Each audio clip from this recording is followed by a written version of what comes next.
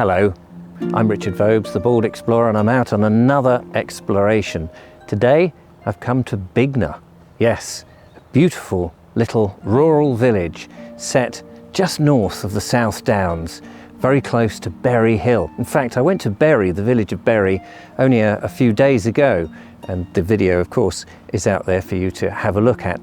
However, today I've come to Bignor because Bignor is one of those little villages which is absolutely beautiful but spread out, and there's some wonderful little properties to have a look at. There's a couple of other things, notable things, that you find in the guidebooks about Bignor, and we're going to have a look at those. But I thought I'd start at the heart of the community, as ever, by the church, and this is the Church of the Holy Cross. So let's go and have a look around it. I don't know if we can get in, but we may as well have a gander. So I'm just going to take a little gentle stroll up to the rather lovely Lich Gate.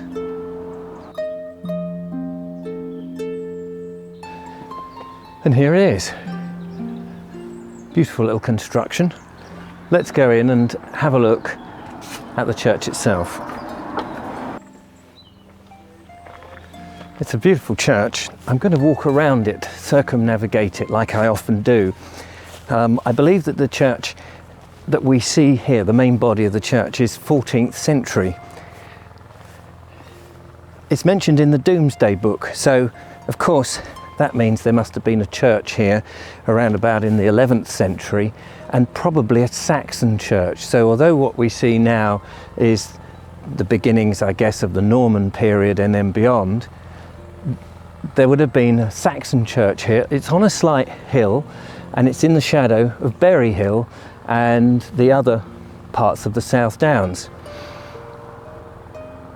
Interestingly, mentioned also in the Domesday Book are two mills, and I do know that there is water around here, and because it's so close to the South Downs, presumably there's springs.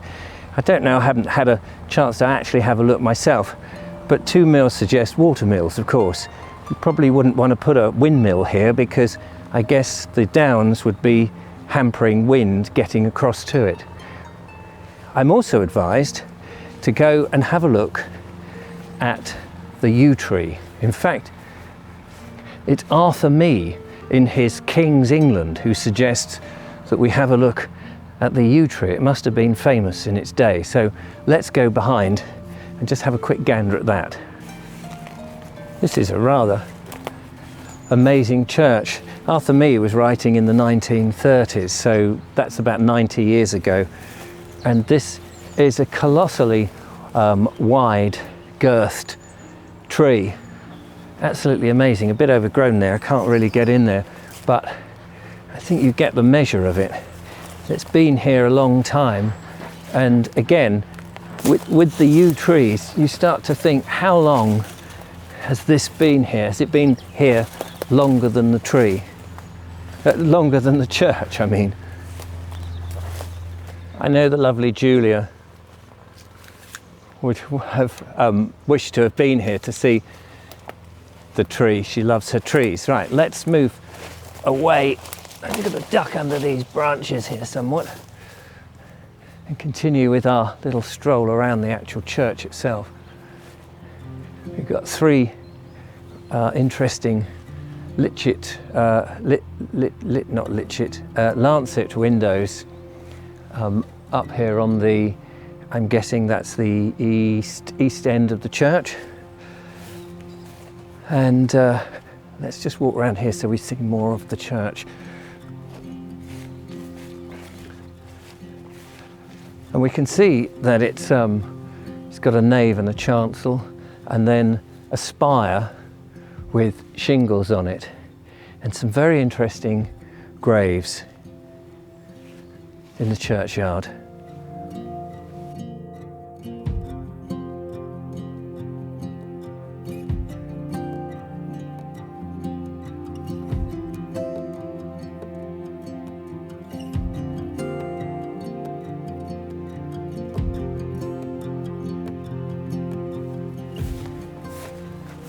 Well, I doubt we can go in, but we'll have a look and see if it's been opened up.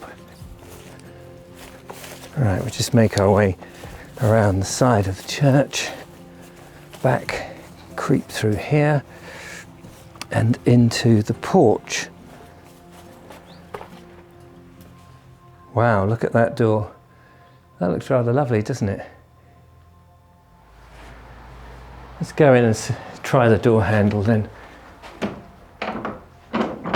It's open. Wow.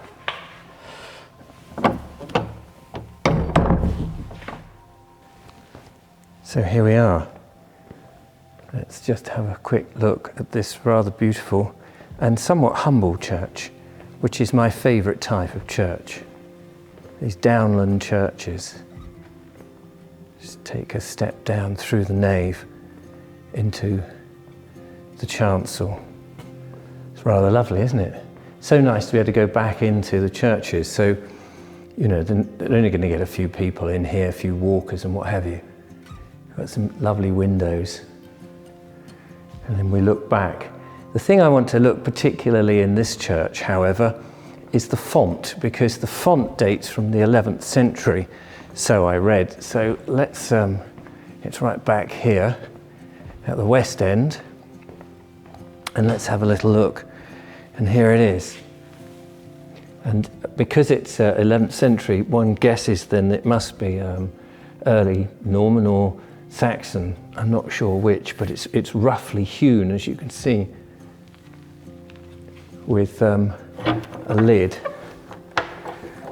I don't know if that's the original lid, but I can tell you it's lead lined and immensely heavy.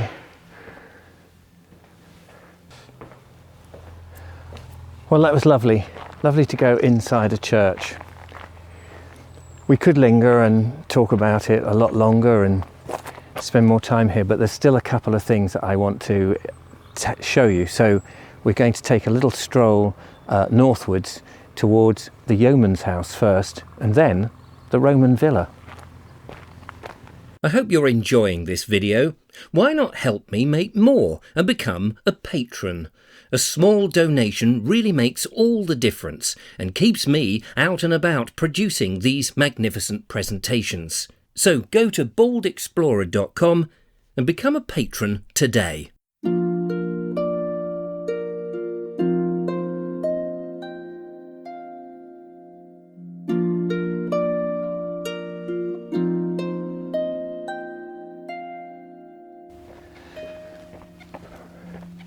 Now, to get down to the Yeoman's house, we've just got to walk round a little lane here a little bit, past the manor house and the manor farm, which is behind me. And the main hub of the village, as I said, it's sort of a rural village, but it is spread around in a big, well, almost like a roundabout, but it's a big square, but it's probably a mile in circumference, I guess. And it's infilled now with houses. I don't know whether at any one time that was just a field, who knows.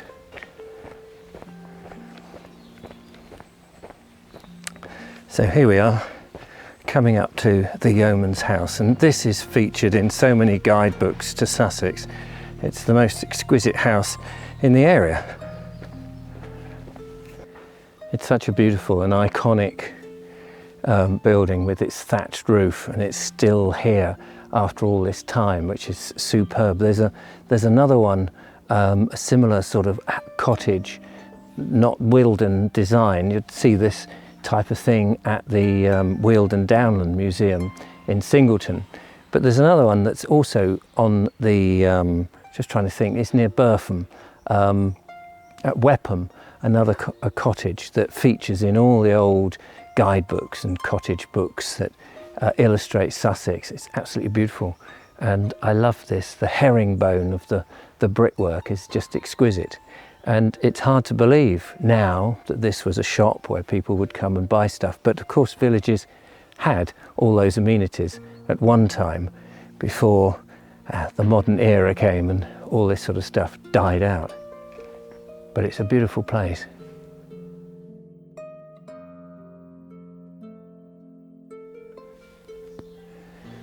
Right, we've got to leave the Yeoman's house. That was just a quick look. There's a public footpath here, a sign, and we're going to go up this little lane in front of me, and we will make our way towards the site of the actual Roman villa that was here. Now we can't go in.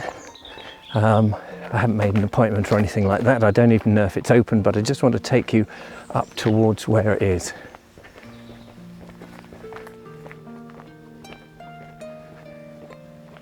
So we'll come out past a few more modern houses. And then we get back out into some farmland in the open air into Roman villa country. And I guess sheltered by the winds here because of the downs behind us, you can well understand why and how the Romans would have chosen this spot to have been part of their farm. And originally there was a Roman farm here from, I think, about 100 AD, and the Roman villa then developed over the next 200 years. It eventually fell into disuse over that time. It didn't sort of burn down like at Fishbourne Roman Palace. It didn't have a tragic end. It just slowly, I guess, fell into disuse and became abandoned.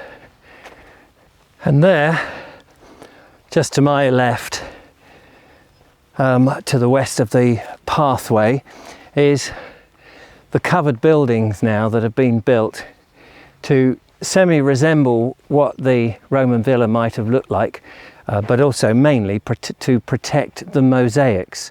So I believe it was George Tupper who in 1811 was ploughing his field, very much like the field on my left, on my right here behind me, when he hit a stone, and he examined this and discovered, shifting the soil out of the way, that actually there was these incredible mosaics. Well, I think it was 1814 that it then opened to the public as a place for people to come and have curiosity at this find. Over time, of course, it developed and we see what it is today. But in the first few years, thousands of people came to have a look at this piece of antiquity, and it's absolutely amazing. Well, we just go through this gate here, which takes us up to the official path. This isn't the proper entrance, you understand. If I come round here, here is the entrance. You actually drive up from a road behind me and in you go. I have actually recorded a podcast with the then curator, about 2005, 2006. I'll have to try and dig it out and put a link perhaps to it. It's an audio podcast, but I'm taken round in that. It's absolutely fascinating and I loved it. I will have to go in and photograph and explore that on a completely separate video because, as you can imagine, it demands its own attention. But behind me is the official route up. But that's it for this little video. I hope you've enjoyed it. Don't forget to follow, like and subscribe and become a patron. Support what I do and I'll continue to make these videos. Anyway, thank you so much for watching. Take care and I'll see you on the next one. Give me a thumbs up and bye-bye from me. Bye-bye.